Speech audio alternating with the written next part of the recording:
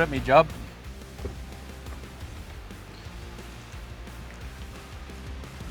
What's your guess, Al? We're starting this one a little bit different. A Chevy 2500 HD, brand new, Lakeshore blue with the Essentials kit and a very, very lightweight canopy combo on the rear end. Can you drive a canopy spec Chevy 2500 HD on NB1 with a car license and the Essentials done? These figures right here will give you the answer.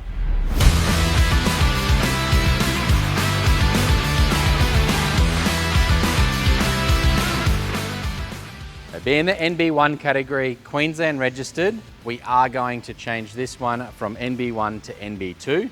It'll then be in the NHVR program. We'll give it a massive 58-28 kilo GVM. Upgrade that rear axle load rating 295 kilos, and this customer will be able to travel the peace of mind of having a legal Chevy 2500 on the road.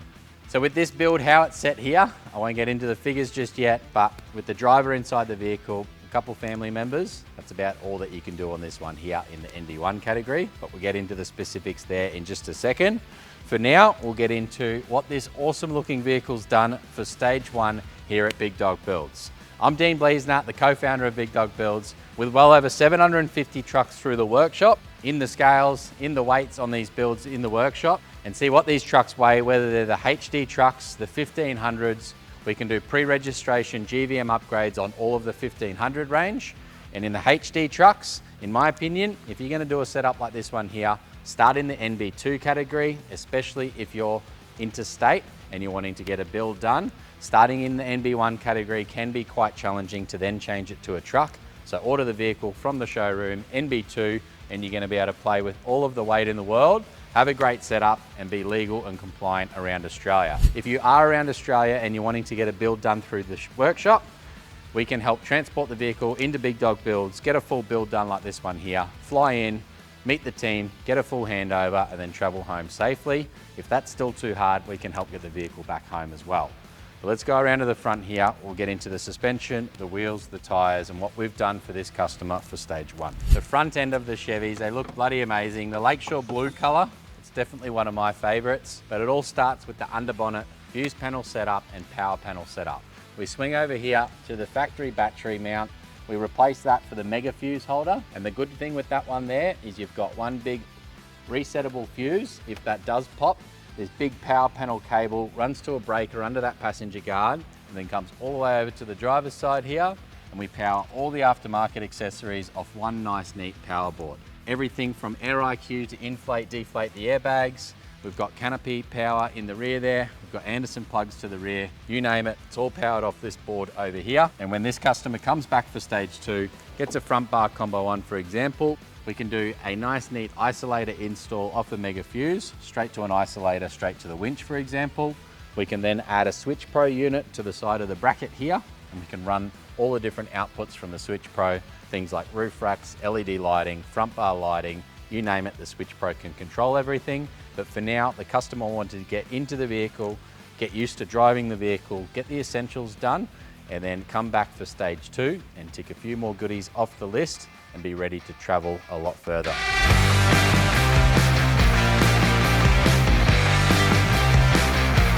Having the new mega fuse holder power panel under the engine bay, not a lot of weight in those components there. Obviously all the cable that gets added to a build does weigh a little bit, but this build, like we said, weight in mind, you can see this front right hand wheel is sitting at 1120 kilos.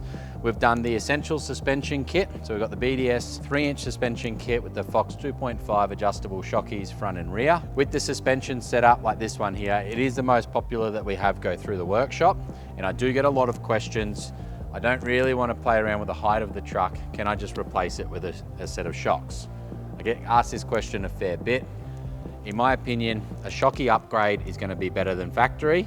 A wheel and tyre upgrade is going to be better than factory. Adding some airbags in the rear end if you're towing is going to be better than nothing as well. Doing all three of those things is going to be the best for the best ride performance. The BDS Fox 2.5 suspension kit Although you do raise the vehicle up a little bit, you actually get a whole lot more travel out of that front end. With the independent torsion front end in the Chevy 2500, the bump stops are very, very close to touching.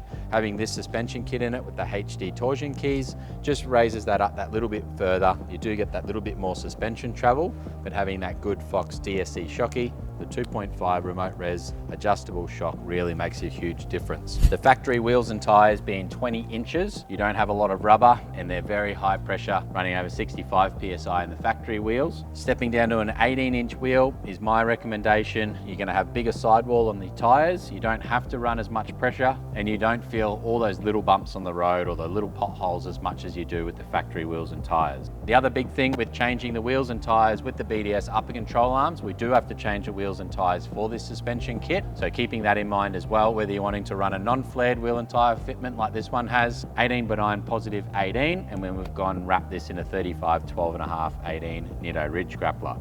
Good load rating in the wheels, good load rating in the tyres, good suspension combination, and if we push up to the rear end, we'll talk about the airbags and how the rear axle really can change the setup of the vehicle as well. Airbag helpers in the rear end. The rear end suspension kit's quite simple, a simple block under the factory leaf springs, and then the triple bellow airbags with the manual inflation tabs at the rear end there is going to inflate, deflate those airbags manually. So whether you've got a little Milwaukee compressor, a handheld compressor, a push bike pump, go to the service station, pump up your airbags, and you're going to learn how the vehicle travels.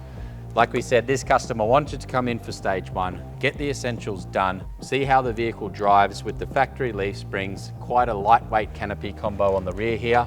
I won't get into much details because we didn't build manage this canopy install, but he's got a simple electrical setup that he's doing himself, a couple drawers, an upright fridge, and a whole bunch of room. So not a lot going on inside the canopy. It is quite lightweight, but like we'll see at the end, it does add up very, very quickly. We have got the full 5 wheels and tyres in this one here. The factory suspension is sitting in the back of the canopy as well, but having the airbags in the rear end is that third part to what I call the essentials in the build. Airbag in the rear end, the rear axle load rating on this one here, you've got 1,022 kilos on this side,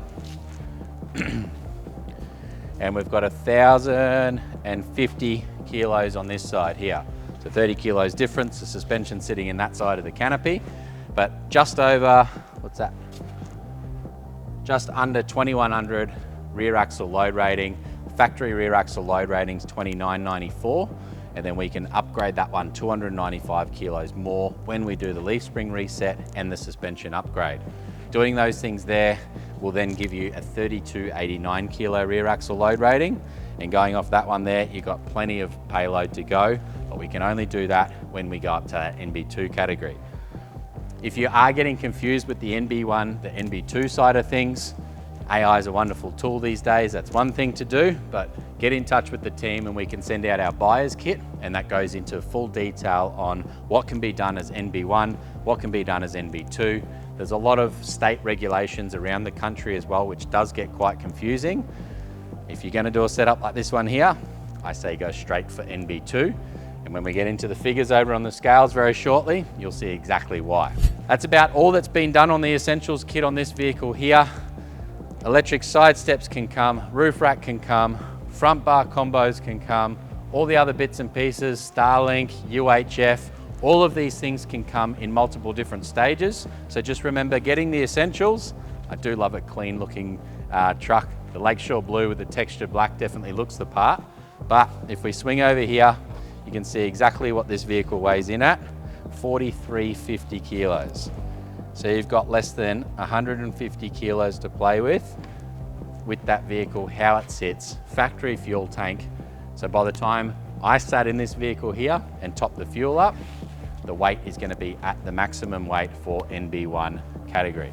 So I'm assuming this customer is going to go home, play around with the canopy power, get that dialed in, take the suspension out the back, get used to driving it around, but then come back for stage 2, get that GVM up to a massive 5828 kilos, which is going to give you plenty of payload that way, because it's going to run out very, very quickly in the NB1. Well, I hope you liked seeing the NB1 Chevy 2500 with the basic canopy on the rear end, the essentials done, pre-stage ready for stage 2 with the under-bonnet power, and I'm keen to hear your feedback, your questions, what you would like me to talk about with the vehicles that we grab each week to run through these long form videos. I'd love to hear what you want to see in these build videos each week that we're putting up on YouTube.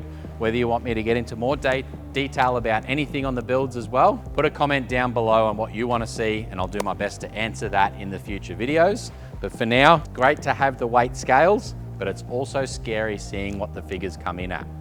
To make sure that you land in the right vehicle, get in touch with the team. We're ready to help no matter where you're located around Australia.